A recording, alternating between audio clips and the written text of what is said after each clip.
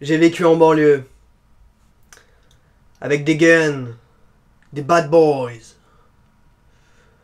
Ouais, non, c'est vrai, mais pas très longtemps. Bah, du coup... j'ai lu le tome 8, Mad Dogs.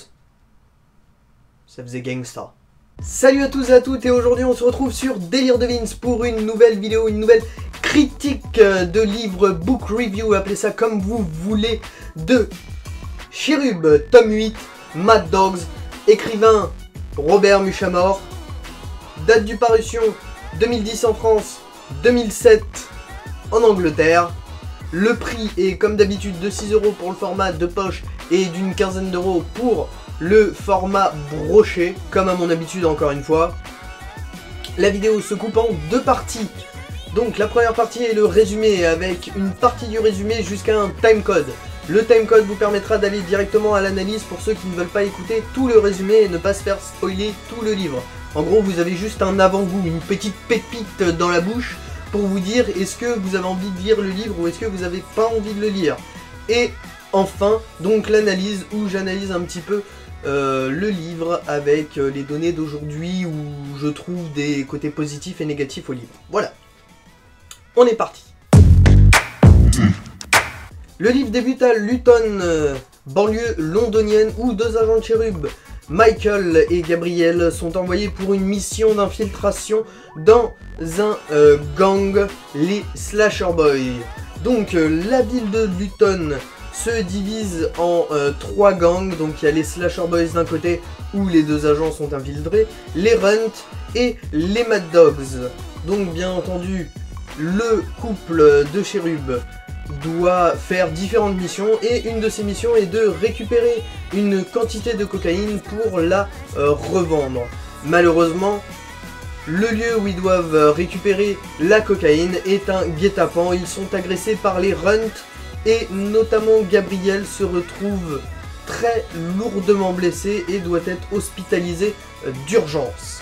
Pendant ce temps-là, au campus, Norman Large doit passer un conseil de discipline, dira-t-on, pour avoir été retrouvé ivre-mort lors d'un stage où des minots de Cherub, des agents de Cherub étaient présents et notamment Lorraine Adams était présente.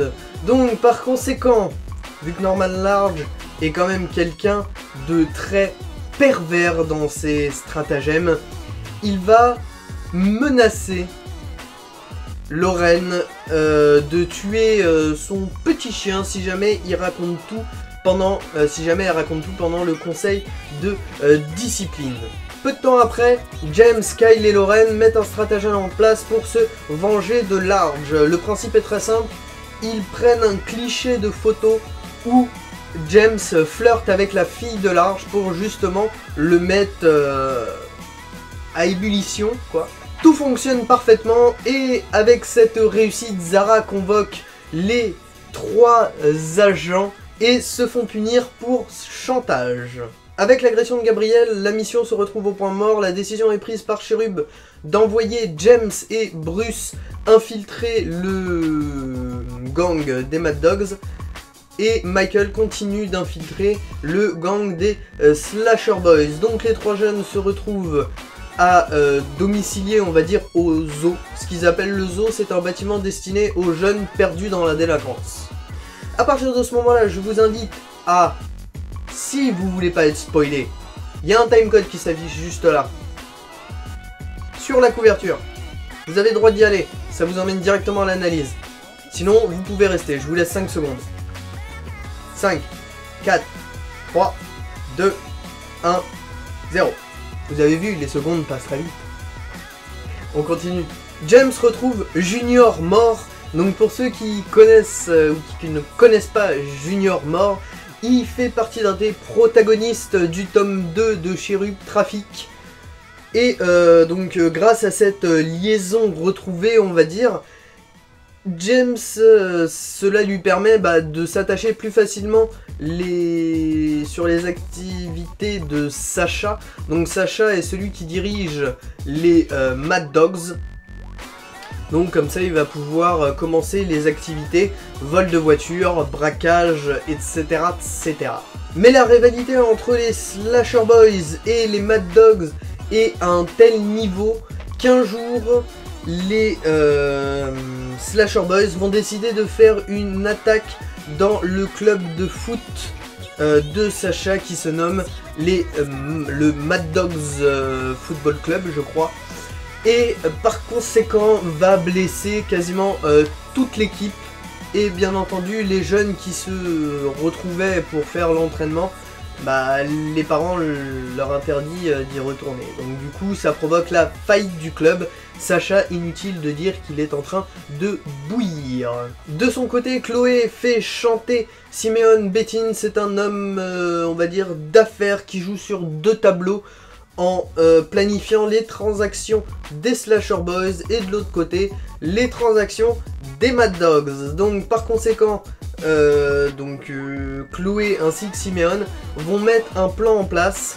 C'est tout simplement que une grosse quantité de cocaïne doit être livrée pour les Slasher Boys où Major D est un petit peu le chef du gang.